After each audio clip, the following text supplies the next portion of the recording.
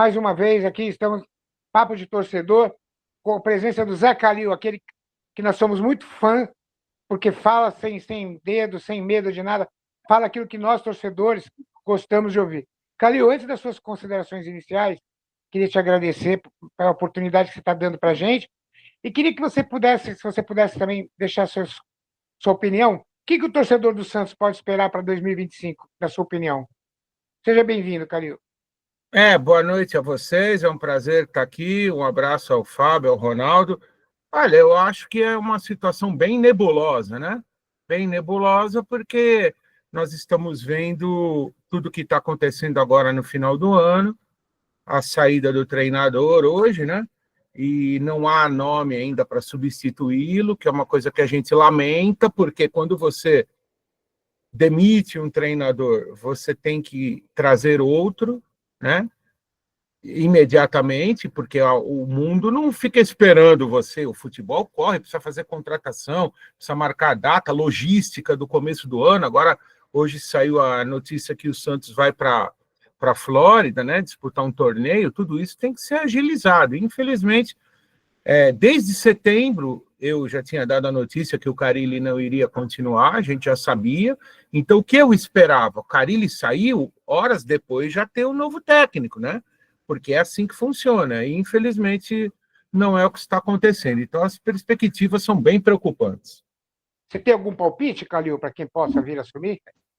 Puta, sinceramente, nenhum. Porque sabe o que acontece, Fábio? Eu não trabalho com especulação, sabe? Eu não gosto. Se vocês são integrantes aí das redes sociais, vocês sabem como muita gente faz, né? O cara coloca lá, Santos assinou com o Sampaoli. Aí você vai ver o vídeo, não tem nada a ver com aquilo. Mas até aí o cara já teve milhões de visualizações, sei lá, né? Então, eu não trabalho assim. Se eu dei informação em setembro, quem me acompanha na Transamérica, não sei se vocês chegaram a ouvir, que o Carille não continuaria. Sim. Isso eu sabia, desde setembro. Agora, eu não sei quem vai ser o novo técnico, tem muito chute por aí. Agora mesmo, acabei de falar com uma pessoa que, faz 5 minutos, eu estava tomando um café aqui perto, a pessoa me ligou, uma pessoa que tem ligação direta com a diretoria do Santos, não tem nada, não sabem, eles tiraram o cara e não sabem quem vão colocar no lugar, né? É um negócio absurdo, mas aconteceu, e agora o torcedor do Santos tem que torcer, para rezar para que haja sabedoria, né, no momento da contratação do técnico, que escolha o cara certo, e mais do que isso, que haja convicção, que deem respaldo para o profissional. Porque não adianta você contratar o melhor treinador do mundo se 2, 3 for xingar o cara lá no banco de reservas e o presidente mandar embora. Então, ele tem que dar respaldo ao treinador, que eu não sei, realmente não sei quem será. Talvez até o fim do nosso programa aqui apareça algum nome. Eu estou com o telefone aqui ligado, eu realmente não sei. Mas eu estou bem preocupado com o 2025 do Santos, porque tudo que a gente viu no ano passado, né, você vê, quando o Santos caiu, né? Caiu lamentavelmente, já vinha lutando aí 3 anos para não cair. Aí o Santos caiu, o Marcelo Teixeira, o Santos caiu numa quarta-feira, e o Marcelo Teixeira ganhou a eleição no sábado, né? E aí você vê que houve uma mobilização. O Santos contratou, eu nem lembro quantos, acho que 14, 16 jogadores, né? Contratou o técnico, tudo a tempo de fazer uma boa campanha. Começou o Campeonato Paulista já ganhando do Botafogo e Ribeirão Preto, foi finalista, né, do Campeonato Paulista e ganhou com sobras aí o Campeonato Brasileiro da Série B. Você vê que foi iniciado um trabalho. Agora, meu amigo, não sei, eu realmente não sei. Tomara que eles apresentem logo um novo técnico, né, que o cara comece a trabalhar. Tomara até que já esteja contratado, mas eu realmente não sei. Eu não tenho essas informações. Calil, essa situação... Calil, eu também... Desculpa, Ronaldo, essa situação que falaram sobre a compra do Santos pela família do Neymar, isso é fato ou é fake? O que a gente pode falar em relação a isso? Eu estou inseguro ainda em relação a essa informação. O que você poderia falar para a gente, Calil? O que eu posso falar sobre o Neymar é o seguinte, não é verdade, tá? Entendam bem o que eu vou dizer. Não é verdade que o Neymar vai comprar o Santos. Isso não existe. tem muita gente que considera o Santos uma coisa muito pequena. Isso que me irrita, né? Tem pessoas na mídia, principalmente, que consideram o Santos uma coisa muito pequena. Então, estão dizendo que para o Neymar voltar, ele tem que comprar o Santos. Quer dizer, que o Neymar só volta se ele comprar o Santos. De tão pequeno que o Santos é, o Santos não tem o direito de contratar o Neymar. Ele só volta se o Neymar comprar o Santos. Isso é um absurdo. É um absurdo, não tem nada a ver. O Santos está tentando a volta do Neymar contratando o Neymar, porque esse processo de SAF... Como fez com o Robinho. Não, esse processo de SAF, isso aí demora mais de um ano. Então não é assim. As pessoas acham que o pai do Neymar vai subir no segundo andar da Vila Belmiro, dar um cheque e comprar o Santos, sabe? Eu lamento, né? O nível de ignorância que a gente tem hoje, principalmente nas redes sociais, porque não é assim que funciona. Demora mais de um ano um processo para um clube se transformar em SAF. Então, se lá na frente o Santos se transformar em SAF, lá na frente, daqui 1, 2, 3 anos, por enquanto, gente, não tem nada. Agora, a possibilidade do Neymar voltar, ela está relacionada com a situação dele lá na Arábia Saudita. Se ele obtiver a liberação, né? Porque para o Neymar seria muito bom voltar para ele ficar perto da seleção. Ele quer jogar a próxima Copa do Mundo em alto nível. Para o Santos seria maravilhoso ter um cara do calibre, do quilate do Neymar a custo zero, porque o Santos não ia gastar praticamente nada. O Neymar é um jogador que se paga, né? Então seria bom para a seleção brasileira, para todo mundo, mas eu não sei, porque depende muito da situação dele. Se ele não conseguir a liberação na Arábia Saudita, porque nenhum clube do mundo tem condições de pagar os árabes. Entendeu? O que o Santos e qualquer clube que queira contratar o Neymar aposta é que os árabes decidam que não querem mais o Neymar. Se os árabes decidirem, aí eles entram num acordo, Neymar, falta 6 meses aqui, você teria que receber tanto, nós vamos te pagar tanto, tanto você abre mão, assim, entende? Um acordo, mas é uma coisa ainda que é mais, por enquanto, um sonho, né? Essa é a grande verdade. Calil, eu estava te falando dos técnicos, até porque hoje a gente também não tem tanto técnico assim na praça disponível, né? É um problema sério também, né? Os grandes técnicos aí estão empregados. E eu acho que foi uma puta sacanagem que o Carille, eu não sei se ele tinha problema com o grupo, porque ontem, na comemoração, ele ficou meio isolado, não teve o tradicional banho de água gelada, aquelas coisas. Parecia que o grupo estava afastado dele. Você tem alguma coisa disso? Você sabia alguma coisa dele estar afastado do grupo? Não, eu posso te eu posso te garantir que os jogadores gostavam muito do Carille. Tanto é que você viu um jogador como o Juliano, com toda a experiência dele, um cara já rico, milionário, que não precisava disso, ele foi a uma entrevista coletiva, aliás, a 2 entrevistas coletivas para defender o Carille. Os jogadores não teve banho, carregar o técnico, porque era um título de segunda divisão. Os jogadores estavam constrangidos em comemorar um título que para muita gente não vale nada. Para mim, não foi nada com o Carille. Os jogadores adoravam o Carille. Claro que sempre tem um ou outro, isso é no futebol, não pode ter certeza que nem todos os jogadores do Manchester City gostam do Guardiola, nem todos os jogadores do Real Madrid gostam do Ancelotti, isso é normal no futebol. Mas a grande maioria dos jogadores do Santos adoram o Carille, adoravam, né? Porque agora ele saiu. E esse projeto do estádio também está bem adiantado, né?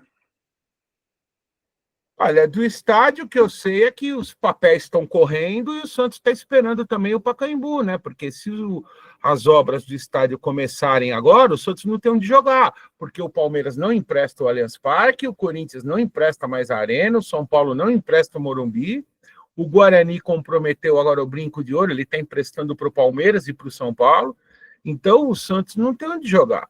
O que eu sei é que... E a Portuguesa também vai ficar sem estádio, né? Isso nós vamos, até daqui a pouco aqui na Transamérica, eu vou entrevistar o presidente Castanheira, da Portuguesa, eu vou perguntar para ele se tem alguma novidade, né, o que será feito do Canindé, mas eu acho que o Santos vai ter um novo estádio, isso é certeza, agora vai demorar, porque vai demorar a aprovação final dos papéis, lá de toda a burocracia, né? Porque você tem que ter licenças ambientais, tem que ter licenças dos órgãos de trânsito, é muito difícil. Nós acompanhamos a construção do estádio do Palmeiras, demorou muito tempo. Por quê? Porque é burocrática a situação, e depois tem a obra propriamente dita, né?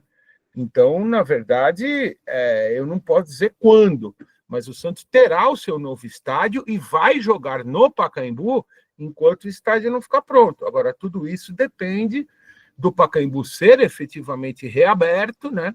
E das obras, e de ser autorizado o início das obras lá na Vila Belmiro. O Calil, você falou que vai fazer, daqui a pouco você vai fazer entrevista com o presidente da Portuguesa, né? E, na sua opinião, Calil, a alternativa que tinha para a Portuguesa era isso mesmo, a SAF? Não tinha outra alternativa? E o que você acha sobre esse processo de SAF nos clubes brasileiros, Calil? Olha, a SAF é uma coisa que é o seguinte, eu acho que cada caso é um caso, né? Ela serve para alguns clubes e não serve para outros, porque as pessoas precisam entender o seguinte: quando você vende o seu departamento de futebol, você deixa de ter qualquer controle.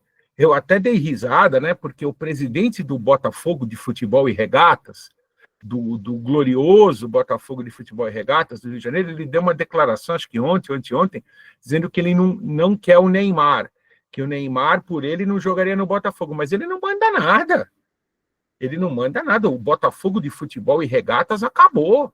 O que existe hoje é o Botafogo SAF. Se o John Textor quiser contratar o Neymar e o Neymar quiser ir, ele vai para o Botafogo. Esse presidente que falou, ele não manda nada, né? Ele não manda mais nada. Então, é preciso que as pessoas tenham essa consciência. É muito bonito falar em SAF, investimentos milionários, contratação de grandes jogadores, tudo isso é muito bonito. Agora, você tem que saber que a coletividade daquele clube perde totalmente o controle. Por exemplo, se amanhã o John Textor acordar de mau humor e quiser colocar todos os jogadores dele num clube lá da França, ele vai colocar, e o Botafogo não pode fazer nada, acabou, entendeu? Então, assim, a SAF ela é muito apropriada para alguns clubes. Agora, clubes como Flamengo, Palmeiras, Corinthians, o próprio Santos, São Paulo, a dupla Grenal, esses times dificilmente serão SAFs. Por exemplo, o Internacional de Porto Alegre, ele tem 140 mil sócios. 140 mil sócios. Eu acho que de futebol no Brasil é o clube que mais tem sócios, o Inter de Porto Alegre. Se ele vender o departamento de futebol, como é que ficam esses sócios? Eles vão votar para quê? Eles vão votar para presidente de uma coisa que não existe mais, porque o Internacional é futebol. Ele 99% é futebol. Então, por isso, sabe, a gente tem que ter um certo cuidado, né? Porque vem descer uma ideia que agora a Portuguesa é rica, agora a Portuguesa vai poder competir com o Flamengo. Se amanhã tiver um jogador de 5 milhões por mês aí na praça, a Portuguesa pode fazer uma proposta para ele junto com competir com o Flamengo. Não é assim, não é assim. Então, o Botafogo, por exemplo, ele está operando com déficit anual superior a 200 milhões. Isso não vai continuar. Então, você vê que o cara entrou lá, ele quis dar um impacto inicial, né? Montou um grande time, realmente o Botafogo tem um elenco muito bom, mas um dia essa grana vai ter que ser recuperada, entendeu? E quando ele precisar recuperar, ele vai ter que vender jogadores. Você acha que o cara vai ficar colocando todo ano lá 200 milhões ou mais a fundo perdido? Não, isso aí é uma estratégia, né? De você causar um impacto inicial. Você vê que o Ronaldo Fenômeno não aguentou a parada. Ele não aguentou, ele passou a bola. Então, eu só acho isso. Eu acho que a SAF é uma coisa válida para alguns clubes, mas não é a maravilha que muitos pensam. Eu vejo dessa forma. Nós não podemos iludir as pessoas, porque em muitos casos estão praticando, estão iludindo, entendeu? Estão falando coisas que que lá na frente a realidade vai ser diferente. Maravilha. Zé do Rio de Janeiro, boa noite, seja bem-vindo. Hoje nós temos bastante Zé hoje. Boa noite a todos aí, tudo bom? Boa noite, Calil. Prazer, hein? Ô, prazer é meu, meu amigo. Calil, eu estava vendo uma foto sua aí dos anos 80. Eu acho que, como fã do filme, como você é e eu também sou, acho que o personagem de Tom Hanks foi inspirado em você naquela foto, hein? No filme Náufrago, não foi, não? Nessa foto da É, SESP. não. Tem muita Tá foto muito nossa parecido. rodando por aí. Tem muita foto nossa rodando por aí, mas a gente deixa para o público aí, cada um tem a sua ideia. Eu não ligo, não, acho bacana. Tem muita. Porque eu já estou nisso, eu estou nessa carreira há 40 anos, vai fazer agora. Aliás, está fazendo agora, nessa época, virada de 1984 para 1985, foi quando eu comecei. Então, já tem um bocado de tempo aí, né? Foi de 84 essa. Agora, deixa eu te fazer uma pergunta, Calil. No meio do futebol, você lida nas entrevistas, né, com o presidente, jogadores, algum se surpreendeu, ou positivamente ou negativamente, você tinha uma imagem e na hora viu que a coisa não era daquele jeito, ou positivo ou negativo, algum jogador dirigente? Nossa, essa pergunta é difícil, né? Na verdade, eu acho que toda vez que você estreita relações com alguém, você se surpreende, porque a gente tem uma ideia, né, das pessoas, assim, a distância é uma coisa. Então, toda vez que você... Eu tive muitos amigos no futebol, hoje já quase não tenho, não, porque hoje existe... Eu não frequento mais cobertura de clube, né, porque hoje eu sou comentarista, eu fico mais no estúdio da Transamérica, eu não vou a treinamentos, eu vou a jogos, mas hoje essas arenas modernas, não sei se você frequenta aí no Rio, Maracanã, Engenhão, você entra por uma garagem lá, sobe no elevador, vai para sua cabine, você não vê ninguém, não é como era antes, né? Que a gente passava pelo vestiário. Então, assim, eu tenho pouquíssimos amigos hoje no futebol, mas eu já tive muitos. Eu fui muito amigo do Cilinho, eu fui muito amigo do seu Enio Andrade, que trabalhou aqui em São Paulo, grande profissional. O próprio Parreira, eu sempre me dei muito bem. O falecido Zagallo, porque quando o Parreira sofreu aquela campanha feroz, né, antes da Copa de 94, quando queriam a cabeça dele de qualquer jeito, eu fui um dos poucos caras aqui de São Paulo que defendia o Parreira, porque eu entendi o trabalho que ele estava fazendo. Dava para entender, ele tinha um trabalho de fazer um time com uma defesa sólida, que não tomasse gols, porque ele sabia que na frente o Bebeto e o Romário iam resolver. E o que ele falou deu certo, tanto deu certo que o Brasil foi campeão do mundo. Então, assim, eu sempre gostei muito do Parreira, do Oswaldo de Oliveira, o próprio Vanderlei Luxemburgo, eu tive uns arranca-rabos com ele, mas a gente se dá super bem. Então, assim, eu tenho alguns amigos no futebol, dirigentes também, né? Eu gostava muito do falecido Vicente Mateus, o próprio Adilson Monteiro Alves, que foi o idealizador da democracia corintiana. No Santos tive excelente relacionamento com o Luiz Álvaro, com o falecido Modesto Roma, com o próprio presidente Marcelo, também não tenho problema. Então, assim, jogadores também. A gente tem muitos amigos no futebol. Só que sempre surpreende quando você vai chegando, você vai vendo coisas. Então, tem surpresas que foram positivas e outras negativas. Agora, para eu te falar nomes, seria difícil, porque é muita gente, sabe? São 40 anos de trabalho, então nessa trajetória teve muita gente que me surpreendeu positivamente, outras pessoas que surpreenderam negativamente, pessoas que eu vi até esnobando os fãs, né? Isso tudo a gente vê o que aconteceu com o Marcelo agora do Fluminense, né? Nem é um cara que eu tenho amizade, tá? Eu estou falando do que eu vi também nas redes sociais. Então, você vê, quem tem o Marcelo como ídolo e vê aquelas declarações do Fábio, né, do goleiro, ou vê determinados... Então, isso existe, surpresas negativas e positivas, mas eu acho que isso tudo faz parte do jogo, né? É isso aí. Zé Luiz de São Paulo. Então, sua pergunta, Zé, por favor. Oi, boa noite, Calil. Como é que você está? Tudo bem, irmão? Beleza? Boa noite. Tudo bem. Tá, Graças a Deus. Eu e você temos a idade parecida. É que, assim, teria muita coisa para perguntar, mas aí o tempo é curto. Bem, primeiramente, eu acho muito legal você, como jornalista há muito tempo, comentarista, cobrir clube, e sempre assumir o time que você torceu. Isso acho, você torce, desculpe, eu acho muito legal. Agora, tem um episódio, cara, aquele da Vila, eu queria que você comentasse, que foi espetacular, que você nomeou o cara da Globo lá como repórter oficial do Flamengo, que ele foi lá e dedou para o quarto árbitro que o jogador do Santos tinha tomado o segundo amarelo. Ele está até agora na Globo, agora, o repórter, comentarista do Sport TV, esqueci o nome dele. Você lembra desse episódio? Esse O Eric episódio, Faria. esse episódio, na verdade, foi um grande mal-entendido. Por quê? Porque eu estava em casa, não estava na Vila, assistindo o jogo do Santos contra o Flamengo. Perfeito. O Bruno Henrique jogava no Santos. E houve um pênalti a favor do Santos, que foi o Santos precisava ganhar de goleada para continuar na Copa do Brasil. Eu não lembro se era 3 ou 4 gols de diferença, porque ele tinha perdido feio no Maracanã. E houve um pênalti que o Leandro Pedro Voaden, o juiz, marcou. Bom, marcou o pênalti, não tinha VAR na época, não existia VAR, né? Não tinha VAR. E aí, daqui a pouco, o Voaden volta atrás. Eu falei, porra, mas o cara voltou atrás no pênalti? Eu nunca vi isso, né?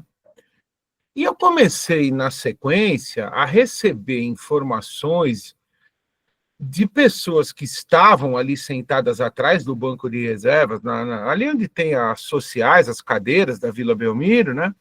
Que viram, porque os repórteres ficam ali no meio do campo, e essas pessoas viram um repórter, mas não me falaram que era ele, esse que você citou, porque havia 3 repórteres de TV naquele momento ali. Era um da Fox, um da Globo e um do Sport TV. 3 repórteres de TV. E esses caras, eles não falaram que foi ele. Eles falaram que um repórter chamou o quarto árbitro, falou que na transmissão deles não tinha sido pênalti, e aí o quarto árbitro chamou o Voaden e ele anulou o pênalti. Isso é ilegal, não pode, porque não tinha VAR. Eu não citei em momento nenhum o nome dele, porque eu não sabia, eu não sei se era ele. Só que eu escrevi no Twitter alguma coisa assim, tipo, teve um outro jogo do Flamengo na sequência, eu escrevi, será que hoje o repórter vai também avisar o juiz se tiver algum pênalti contra o Flamengo, alguma coisa do tipo, e ele pegou as dores para ele, né? Ele vestiu a carapuça. Agora, eu não falei que era ele, aí eu respondi, aí quebrou o pau mesmo, porque eu não aceito, sabe, determinadas coisas que se dizem principalmente nas redes sociais. Eu acho que tem que haver respeito. Eu respeito todo mundo, até que a pessoa me respeite. Agora, se a pessoa faltar com respeito, eu respondo na mesma moeda, porque eu acho que você tem que estar preparado para qualquer coisa na sua vida. Você tem que estar preparado para uma cortesia, para um agradecimento, para um carinho, e também para porrada. Eu sou preparado para tudo. Então, aí ele falou de mim, aí eu fui para cima, aí o pau quebrou, mas eu não tenho nada contra, não. Até na Copa do Mundo do Catar eu tentei falar com ele, eu nunca contei isso para ninguém, mas vou contar aqui para vocês, não tem problema. Eu procurei, só que a gente acabou não se encontrando, porque ele cobria a seleção brasileira e eu ficava mais com os outros jogos. Eu trabalhei, eu não fiz cobertura da seleção, eu fiz outros trabalhos na Copa do Mundo lá no Catar. Então, eu acabei não encontrando com ele, mas se for possível um dia eu encontrar, eu falo com ele. Eu não tenho absolutamente... Para mim é um episódio que passou, tanto é verdade que eu nem citei o nome dele. Foi ele que pegou. Ele pegou as dores de um negócio que eu não sei até hoje qual foi dos 3 repórteres que passou a informação, entendeu? Perfeito. Obrigado. Calil, você falou de 40 anos de carreira, e eu queria aproveitar o momento e, mais uma vez, agradecer a sua gentileza, que o fato de nós insistirmos em você estar aqui é fruto desses 40 anos de carreira, porque todos nós somos fãs, seu fã, entendeu? Muito obrigado, muito obrigado. É verdade. Eu queria que você pudesse, se é que alguma vez você fez esse exercício, nesses 40 anos seu de carreira, existiu algum jogo, alguma cobertura que você pudesse intitular assim como essa foi a divisor de águas na minha carreira? Existe algum que você pudesse contar para a gente? Sem dúvida, a grande cobertura que eu fiz na vida foram várias, né? Mas a maior de todas foi exatamente dessa Copa de 94. Por quê? Porque eu comecei, na época eu trabalhava na Rádio Globo, e eu comecei cobrindo a seleção brasileira desde o início do trabalho do Parreira. E ele tomou muita porrada, teve as eliminatórias, aquele frango do Tafarel, que o Brasil perdeu a primeira vez numa eliminatória lá na Bolívia, depois teve o episódio do doping, né, do Zete, do Rimba, jogador da Bolívia, que eles tinham tomado chá de coca, aí depois foi um fato importante que depois foi esclarecido, teve o dia dos 2 gols do Romário no Maracanã contra o Uruguai, eu acompanhei tudo isso muito de perto, então culminou essa cobertura com a conquista, né, contra a Itália, na hora que o Baggio chuta o pênalti para fora, e eu ali, muita coisa passou na minha cabeça, meus pais ainda eram vivos, né, acompanharam o trabalho, então foi uma coisa, foi essa a grande cobertura da minha vida. E depois, claro, teve outras Copas, em 2002, que o Brasil ganhou também, teve aquele dia fatídico do episódio Ronaldo, né, na Copa de 98, que eu estava também lá naquela final contra a França, teve muita coisa, mas se eu tiver que escolher uma, também finais de Libertadores, final de Mundial de Clubes, muita Olimpíada, eu já citei, né, mas o que marcou mesmo, assim, se eu tiver que escolher uma cobertura, um trabalho, eu tenho que escolher esse trabalho e um jogo, o jogo da final, né, quando o Brasil ganhou o título contra a Itália. Maravilha. Djalma, obrigado, viu, por você estar aí com a gente aí mais uma vez. Zé do Rio, tem outra pergunta para fazer? Pode fazer. Calil, como como santista, né, acompanhar o surgimento do Neymar, ele estourar no Santos, passar ali uns 3 ou 4 anos no profissional, fazer a carreira internacional e vendo agora a possibilidade dele voltar. Como seria o santista? Desculpa, deu uma cortada, você falou do Neymar, né? Isso, como é que foi acompanhar o início da carreira dele como santista, né? 4 anos ali, mais ou menos, jogando no Santos, depois estourar no mundo, né? Fazer a carreira dele internacional, e agora vendo a possibilidade do retorno dele. Olha, veja só, quando o Neymar surgiu, estava na cara que estava surgindo um grande jogador, dá para perceber nos primeiros jogos, né? Nas primeiras movimentações dele, então acho que foi uma época muito boa, foi uma época que o Santos ganhou títulos, que aumentou seu número de sócios, né? Ganhou mais dinheiro da televisão, acho que o presidente Luiz Álvaro teve muita sabedoria, porque ele segurou o Neymar até quando ele pôde, você vê que hoje o Estevão vai jogar meia dúzia de vezes, já vai embora do Palmeiras, o Endrick já foi, o Vinícius Júnior nem botou o calção e a camisa do Flamengo já foi vendido, né? Então, acho que o Luiz Álvaro ali deu uma aula de competência, de sabedoria, segurando o Neymar, e depois eu acho que faltou para o Neymar, eu não digo que faltou o título de melhor do mundo, porque isso é uma circunstância, né? Pode acontecer ou não acontecer. Acho que faltou para o Neymar o título de uma Copa do Mundo. E ele fez por onde? Porque ele jogou muito bem na Copa de 2014. Todo mundo lembra o que aconteceu com o Brasil depois que ele se machucou, né? Acho que eu não preciso lembrar aqui como foi o jogo seguinte da lesão do Neymar. Ele jogou bem em 2018, embora tenha tido aquela fama de caicai, tenha levado muita porrada, mas ele jogou bem. E em 2022, de novo, ele foi o maior jogador da seleção a ponto de ter dado a classificação ao Brasil contra a Croácia. Ele não tem culpa depois que entregar a rapadura.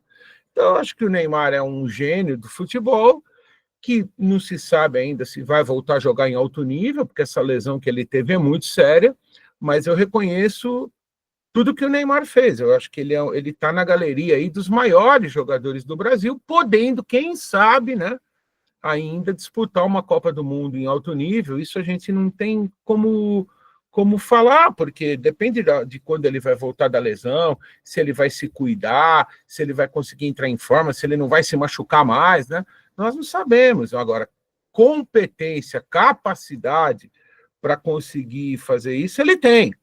De qualquer forma, eu não posso assim dizer o que vai ser do futuro, mas até hoje, mesmo que não aconteça mais nada na vida do Neymar, para mim já é um dos grandes jogadores da história do futebol brasileiro.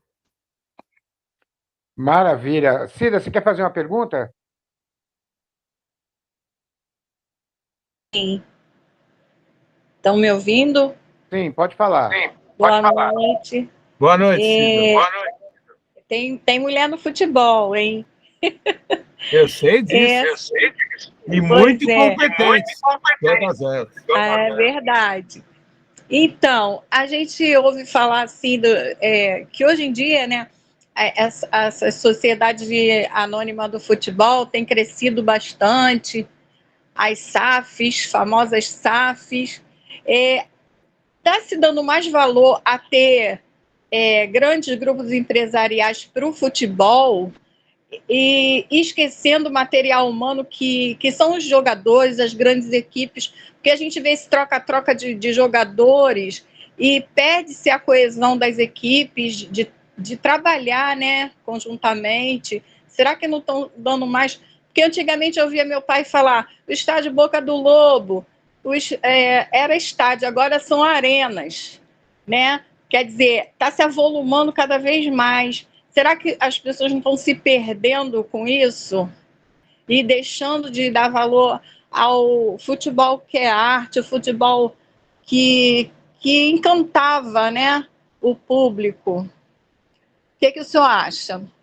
Olha, veja só, eu acho que a gente está passando por uma transformação na sociedade, né? Está passando por uma transformação na sociedade. Então, assim, são as redes sociais, né? As novas arenas, a nova relação dos clubes com os jogadores, né? Não sei, acho que todo mundo sabe, na virada do século, lá para o final do século passado, um pouco antes, um pouco depois dos anos 2000, dependendo do ano 2000, melhor dizendo, dependendo do país, um pouco antes, um pouco depois do ano 2000, foi caindo a lei do passe, né? O jogador passou a ter liberdade, acaba o contrato, ele vai para onde quiser. E isso trouxe uma série de modificações ao futebol. E não adianta você falar que é contra, que é a favor, e é uma realidade. Então, daí veio essa nova relação dos clubes com os atletas, depois vieram os clubes empresa na Europa, as ligas, né, que passaram a movimentar muito dinheiro. Hoje, o campeonato, por exemplo, a Premier League, ela movimenta valores inimagináveis há 20, 30 anos atrás. Então, tudo isso que você falou, são mudanças que a sociedade, os estádios, né? Hoje você tem 2 estádios, 3, vamos dizer assim, estádios raízes, né? Que é o Morumbi, a Vila Belmiro e a Bombonera, que eu me lembro assim de cabeça. Pode ser que tenha outros, vocês podem me ajudar, mas que eu me lembro assim. O resto Oi?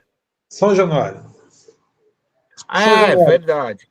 Que agora vai passar, exatamente, que agora parece que também vai passar por uma reformulação. Então, assim, se você parar, é uma série de mudanças na sociedade também, as redes sociais. O que nós somos xingados, né, nas redes sociais, as pessoas se sentem no direito hoje de falar sobre a sua vida particular. Todo mundo acha que entende de futebol, todo mundo acha que entende de música, todo mundo acha que entende de cinema, todo mundo acha que entende de saúde pública, né? De educação, de segurança, sabe? Então a gente tem que conviver com tudo isso. Eu não acredito em ninguém que entenda de tudo. Por isso que eu sempre falo, eu entendo muito de futebol e de jornalismo. Essas 2 coisas eu entendo. Agora, eu não entendo nada, eu não sei trocar uma lâmpada. Eu não sei, quando eu tenho que trocar a lâmpada na minha casa, eu tenho que chamar alguém. Então, assim, ninguém é bom em tudo, entende? Algumas pessoas são muito boas para falar, outras já não sabem falar, mas sabem pensar. Então, eu acredito muito nisso, que a vida é uma soma de conhecimentos. Muita gente pergunta assim, você é a favor do ex-jogador comentar futebol? Sou a favor, mas eu não concordo que seja só o ex-jogador. Tem que ver, porque o ex-jogador sabe muita coisa que nós não sabemos, mas nós também sabemos coisas que eles não sabem. Então, o certo é sempre a soma de conhecimentos, né, que eu acho que vai levar você ao sucesso. Mas, respondendo a Cida, eu acho que essa mudança toda que ela falou são as mudanças que o mundo está passando nos últimos anos, né?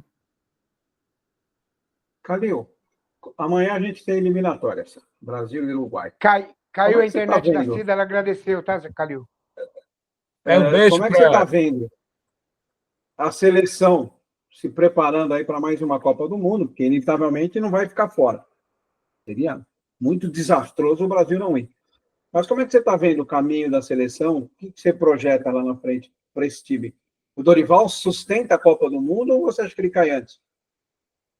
Não, olha, veja bem, eu acho um absurdo se falar em troca de técnico agora, porque o Brasil já trocou tudo que era técnico possível, né?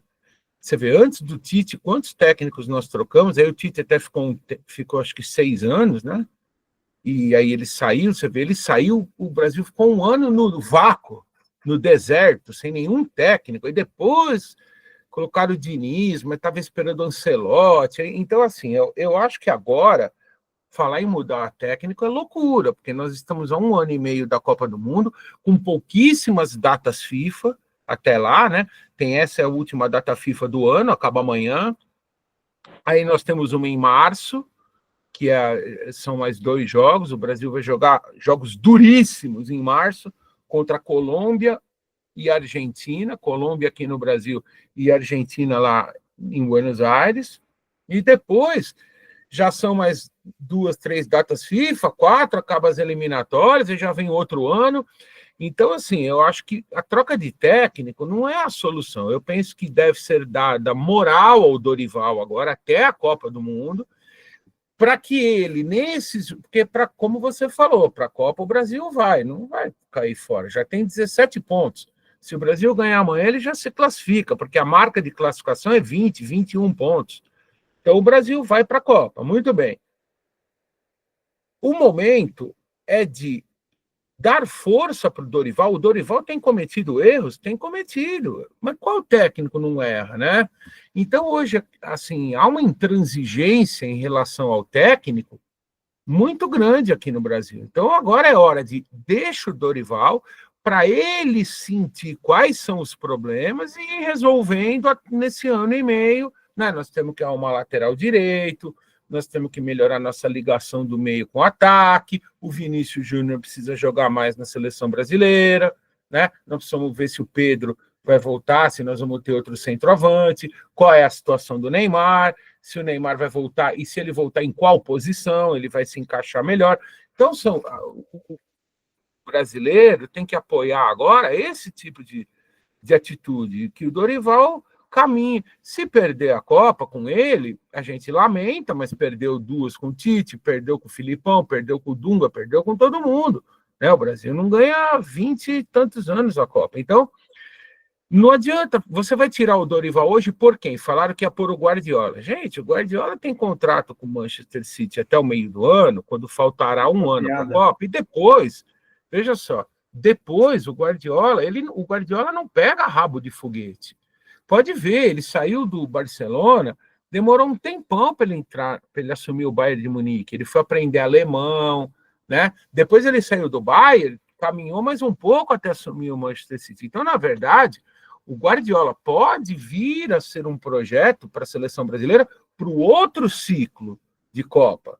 Para esse aqui, não. Ele não vai. O Guardiola não vai chegar aqui, Guardiola, vai lá, você tem 2 datas FIFA e mais 15 dias com os jogadores antes da Copa, vai lá e resolve o problema. Ele não trabalha assim, aliás, não só ele. O Ancelotti não trabalha assim. Então, eu acho que tem que deixar o Dorival, todo mundo que puder dar sua contribuição, né, para o trabalho. Olha, Dorival, faz isso, faz aquilo, cuidado aqui, olha.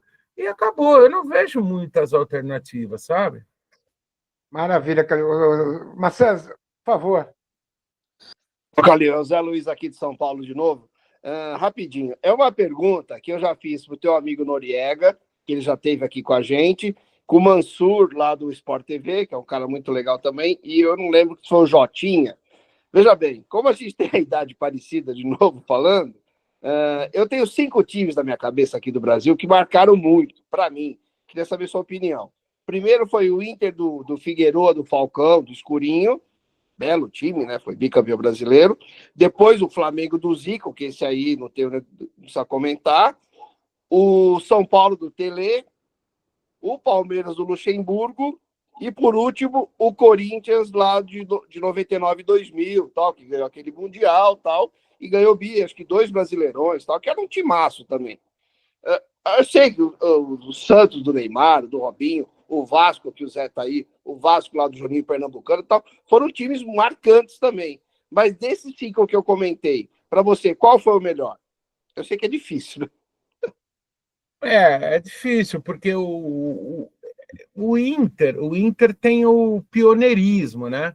Porque a gente precisa entender o seguinte, aliás, eu fui muito amigo do professor Minelli, que infelizmente nos deixou aí há um ano e pouco. Acho que não faz nenhum, não lembro direito, faz um ano mais ou menos que o professor Minelli morreu, com 94 anos, grande figura. Desses que você falou, sem poder acrescentar outros, você citou o Flamengo do Zico? Então, acho que o Flamengo do Zico é o melhor, e depois eu destacaria o Inter pelo pioneirismo, e por ser um clube fora do eixo Rio-São Paulo, que é sempre mais difícil, né? Porque, por exemplo, você tem um jogador aí de ponta, o cara vai escolher hoje, ele vai querer jogar no Flamengo, ele vai querer jogar no Palmeiras, talvez no Botafogo, talvez no Corinthians, no São Paulo, né? É difícil, por exemplo, um jogador que, vamos dizer, o Memphis, por exemplo, aí você vai falar, o Grêmio contratou o Suárez, é verdade, mas foi uma coisa rara, né? Foi uma tacada genial dos dirigentes do Grêmio que conseguiram contratar o Suárez. Agora, normalmente as coisas são mais difíceis para os times desse eixo. Então, eu acho que o Flamengo do Zico e desse que você citou, e o Inter do Minelli, seriam os melhores. Agora, todos que você falou são muito bons, né? O Brasil sempre forma bons times, e de uns anos para cá está mais difícil por causa da questão da venda, né, de jogadores. Hoje revela um jogador, o cara já vai embora, já é vendido com 16, 17 para entregar com 18, mas o Brasil teve muitos times, desde o Santos, do Pelé, tivemos depois esse Inter que você falou, Flamengo do Zico, enfim, o Corinthians lá campeão do mundo em 2000, o Vasco, né? O Vasco teve grandes times, o Fluminense, todos, o Botafogo do Garrincha. Então, cada time já teve o seu momento, né? Essa é a grande verdade. Léo, quer fazer uma pergunta, Léo? Oi, pessoal. Boa noite para vocês aí. Ô, Calil, tudo bem? Boa noite. Boa noite. Eu queria te perguntar sobre o futebol do interior, tá? A gente viu aqui recentemente os 2 times de Campinas caindo para a Série C, né? Campinas aí praticamente, né, de luto, porque eram os times que mais tinham expressão lá em Campinas, e aí eu queria ouvir sua opinião sobre isso, né? Se a gestão do interior que está acontecendo, a gente está vendo alguns times do interior, né? O Bragantino, enquanto você vê Novo Horizontino subindo, Mirassol subindo, você vê Bragantino passando por perrengue, você vê aí os times Ituano, né? Também caiu, então quer dizer, a gente teve uma passagem de times do interior para a Série A, e uma passagem de times do interior para a Série C, né? Então, queria que você comentasse sobre isso. Eu penso que a decadência da grande maioria dos times do interior, né? Você poderia acrescentar os 2 de Ribeirão Preto, o América de Rio Preto, aqui mais do estado de São Paulo, mas também tem a Caldense em Minas, os times lá do Rio Grande do Sul, praticamente do interior, só sobreviveram os 2 de Caxias, né? Teve grandes times lá, o São Paulo Gaúcho já chegou aí em reta final de Brasileiro, o Brasil de Pelotas, em Goiás também, o Itumbiara, enfim, por aí vai. Eu acho que esses clubes do interior, eles não se prepararam para aquela mudança que eu estava comentando aqui da lei de relacionamento entre os clubes e os atletas, né? Quando deixou de existir o passe, porque esses clubes eles viviam muito de vender jogadores, e hoje com 15, 16, 17 anos, o jogador ainda pode mudar para um outro clube. Então, assim, eu acho que a saída para os clubes do interior é voltar a apostar na sua base, mas com gente muito competente. Porque o que acontece? Por que na base tem que ter gente competente? Primeiro, para você formar o atleta, né? Para você formar o homem, para você formar o atleta. E segundo, para você saber daqueles atletas que você tem ali, 30 no sub-20, 30 no sub-17, 30 no sub-15, 30 no sub-13, sub-11, sub-9, etc., quem vai virar jogador. Isso só quem é muito competente para saber. Porque muitas vezes o jogador pinta como um craque, dali não se sabe nem se ele, às vezes com 15, 16 anos, não sabe nem se o jogador quer jogar futebol. Porque jogar futebol, todo mundo pensa que é uma coisa que só tem alegria, né? Igual você jogar bola na porta da sua casa, no campinho aí, perto da onde você mora. Não é assim. Futebol implica numa série de sacrifícios, de perdas, né? Que o jovem tem para poder virar atleta profissional. Então, muitas vezes, o atleta, você não sabe se aquele cara vai virar jogador. Portanto, voltando ao assunto dos clubes do interior, eu penso que não é inviável existir Guarani, Ponte Preta, Botafogo, América de Rio Preto, Comercial, etc. O que precisa é que esses clubes sejam tratados muito melhor na gestão, né? Você vê, por exemplo, as últimas gestões do Guarani são terríveis. Por isso que o time foi para a terceira divisão. Agora, a gestão atual da Ponte Preta, eu escuto, eu acompanho as rádios de Campinas, que eu tenho grandes amigos lá. O presidente da Ponte Preta atual, ele só vive reclamando da gestão anterior. Tudo ele fala que é a gestão anterior. Mas então, por que ele assumiu? Porque quando você assume o clube, você já sabe, você faz um levantamento, olha, esse clube deve tanto, pode entrar ainda essa dívida de tanto, mas por outro lado eu posso arrumar dinheiro aqui e ali.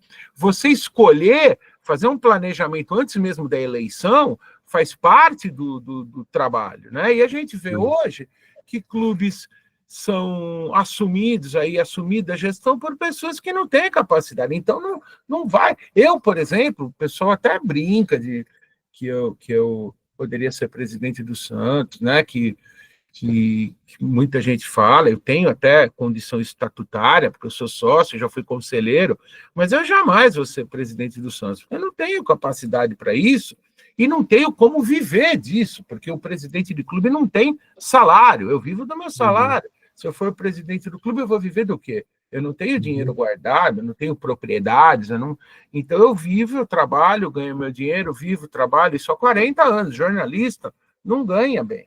Não tem um salário tipo daqueles, eu vou ganhar 100 mil reais por mês, vou guardar 50, daqui 10 anos eu posso me aposentar. Na carreira do jornalismo, isso não existe.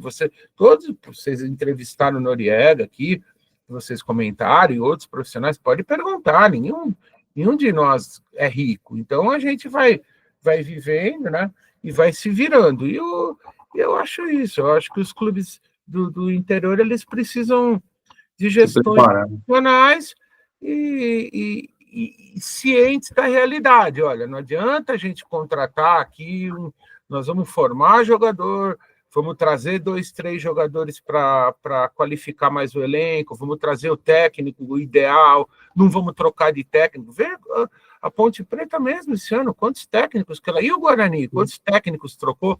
Então, tudo isso vai levando os times ao fracasso. Mas eu não acho que é uma coisa conjuntural, que nunca mais um time do interior vai ser grande. Não, eu acho que é uma questão de má gestão mesmo desses clubes e que podem vir a ser grandes de novo com outras gestões. Boa. Calil, queria te agradecer imensamente aí a sua participação. E, Calil, que você entendesse isso não como uma entrevista, mas como um bate-papo seu com os seus fãs, tá? E eu queria que você falasse um pouquinho sobre essa... Fiquei sabendo, não sei se isso é verdade, melhor você para confirmar, que você vai estar também migrando aí para essa área das redes sociais, para ter mais um canal de divulgação, isso é verdade? Já tenho, né? Se você pudesse divulgar isso para a gente. Sim, eu vou pedir para vocês. Muito obrigado pela sua pergunta. Aliás, viu, Fábio, ficou faltando, acho que eu me perdi aqui um pouco, ficou faltando eu falar daquele negócio do time, né? De divulgar o time que a gente torce, né? Eu aprendi isso com o Apolinho, Washington Rodrigues, né? Grande profissional, eu trabalhei com ele na Rádio Globo muitos anos. apesar que a gente não tinha muita intimidade, porque ele ficava no Rio e eu em São Paulo, mas a gente fazia cobertura. Até eu estava mexendo em umas fotos esses dias, eu vou publicar, tem uma foto bem bonita do Zé Carlos Araújo, ele e eu numa cobertura, acho que foi na Copa da França, ou na Olimpíada, enfim. E o Apolinho falava assim, olha, ele sempre falou que ele é Flamengo, que ele era Flamengo, né? Porque ele falava assim, se eu mentir o time que eu torço, se eu falar que eu não tenho time, ou que eu torço para o Jabaquara, para a Portuguesa Santista, ou para o Juventus da Moca, e isso não for verdade, a segunda coisa que eu falar, o ouvinte já não precisa mais acreditar em mim, porque eu já menti na primeira. Então, eu sempre eu trabalhei com o Milton Neves, né, no início da minha carreira, e o Milton Neves também nunca escondeu, eu me inspirei nesse aspecto muito nele, porque eu sempre procurei, eu sei que tem um custo muito grande isso, eu perdi empregos, né? Não que eu fui demitido, mas eu perdi possibilidades de empregos muito grandes por causa disso, de falar, esse cara só fala do Santos, ele vai, sabe, porque a pessoa cria um conceito errado a seu respeito, muitas vezes, quando você fala que torce para um time, mas eu não me importo, porque eu tenho amigos, eu joguei futebol quando criança, as pessoas me conhecem, já pensou um cara que me viu crescer, falar, esse cara tá falando que não torce para ninguém, porra, era o maior santista que tinha, então não dá para você mentir, então eu não consigo mentir. E sobre o ter participado com vocês, eu que agradeço, e eu estou começando no YouTube, né? Na verdade, eu estou bem começando mesmo, porque a gente está formatando ainda algumas coisas. Tem uns amigos que eles abriram um estúdio bem em frente aqui à Transamérica, e eu tenho feito alguns vídeos de lá. Hoje mesmo eu fiz um vídeo sobre a saída do Carille, né? Então, a gente está começando, mas assim, não tem nem um mês o canal, mas já está com mais de 5 mil inscritos, e, enfim, tem vídeo... Se você precisar, Calil, de qualquer coisa, estamos aqui para linkar. Eu vou... Não, eu vou pode pedir... mandar para mim que eu boto, não tem problema eu vou pedir para vocês divulgarem aí nas redes de vocês. Meu canal chama Fala Calil, canal Fala Calil no YouTube. Então, sempre, assim, por enquanto, como eu disse, a gente ainda está começando. Eu não fiz muitas lives ainda, mas sempre tem um videozinho lá, e para o ano que vem, sim, aí a ideia é fazer lives, fazer Posso uma te dar uma sugestão, Calil? Pós-jogo, né? Eu gostaria muito de fazer pós-jogo. Posso te dar uma sugestão? Pois depois, quando a gravação estiver pronta, eu vou te mandar, se você puder dar uma força para a gente, link no teu canal esse bate-papo, vai ser legal, não deixa de ser conteúdo, né? Para quem quer te acompanhar, conhecer um pouco de você. Não, pode me mandar, só que eu vou ter que pedir para os meninos aqui que trabalham comigo, porque eu não sei nada. Outro dia o cara falou assim... Não tem problema, eu vou mandar para você. O cara falou, no seu Instagram, eu vou fazer não sei o que, Lab. Eu falei, o quê? Lab, não sei o que. Sabe, eu não entendo, assim, eu sou muito... Eu até combinei com os meninos aqui que trabalham comigo, eu falei, olha, eu sei... a mesma aqui, que já tive reunião com a direção da Transamérica sobre isso. A Transamérica tem muitos conteúdos também no canal Transamérica Esportes, né, do YouTube.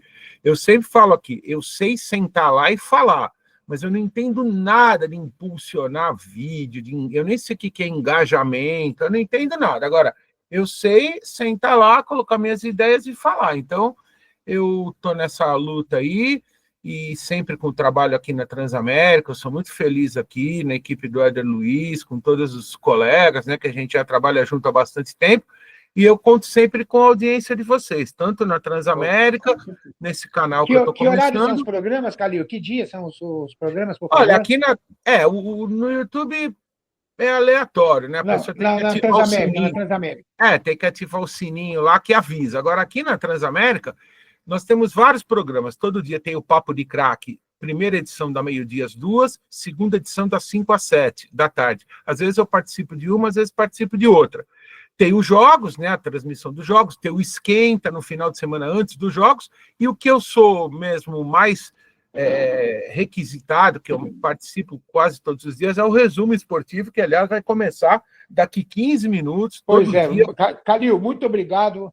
Vai lá, não quero mais tomar seu tempo. Não, desculpa se eu te interrompi aí, mas não. Está de olho com o seu tempo, né? Que eu não quero atrapalhar o teu trabalho também.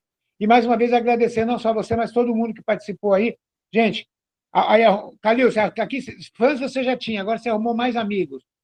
Tá bom? Um abraço. Quando quiser, me chama de novo. Calil, obrigado.